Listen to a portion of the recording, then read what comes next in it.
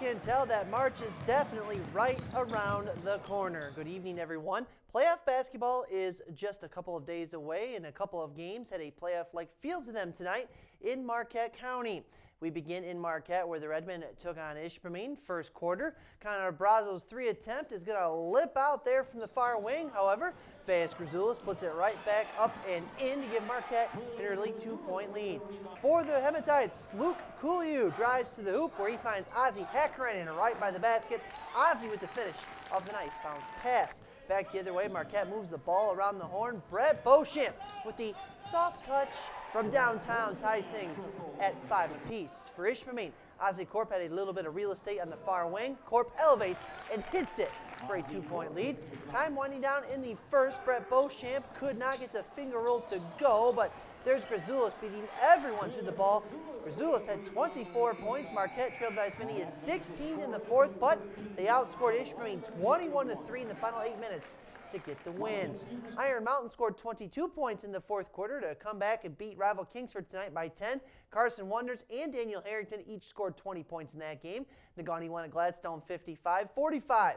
Escanaba picked up a 59-36 win at West Iron County.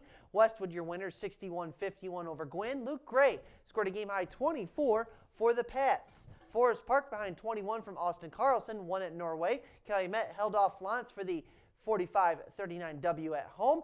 Berga's Brandon Varleen and Austin Smith combined for 43 points as the Vikings took down the Blue Bolts of Dollar Bay 75-64. And congrats to Tyler Roos, who passed Dan Short on the school's all-time scoring list at Lakeland and Hubble with a bucket in the first quarter. Roos currently has 1,222 points.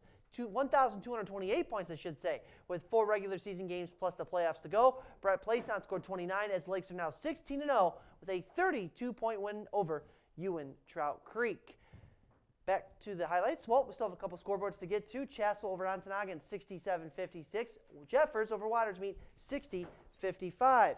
Kearney NATO made 14 threes in the game. They beat Bark River Harris 69-56. North Central had 5 in double figures in a win at North Dickinson.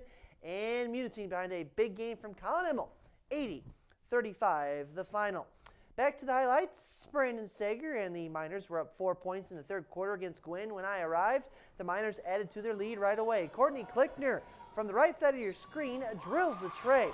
Now we go to the fourth quarter, and no, this is not a replay. Klickner from just about the same spot, open, and she gets the same result. Negaunee was up by 10 points in the final 8 minutes. That's when Gwynn's offense came alive. Tori Lauren draws multiple defenders. She gets the basket and the foul. Her team down just 7.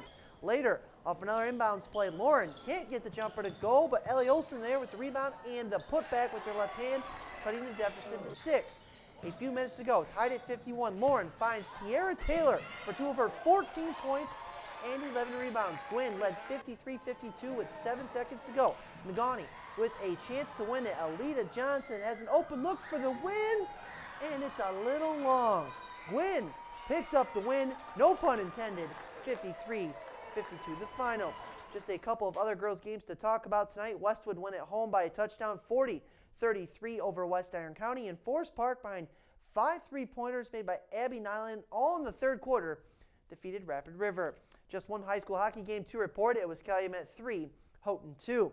At the UP Skiing Championships, the Marquette Redmen won the boys' title with 28 points. Joe Weber was the giant slalom champ for the Redmen, and Adam Skenzel won the slalom race for Marquette. The Houghton Hancock squad took home the girls' UP title, totaling a team score of just 33 points. Jenna Stein and Allie Fenton both had big days for the winning team.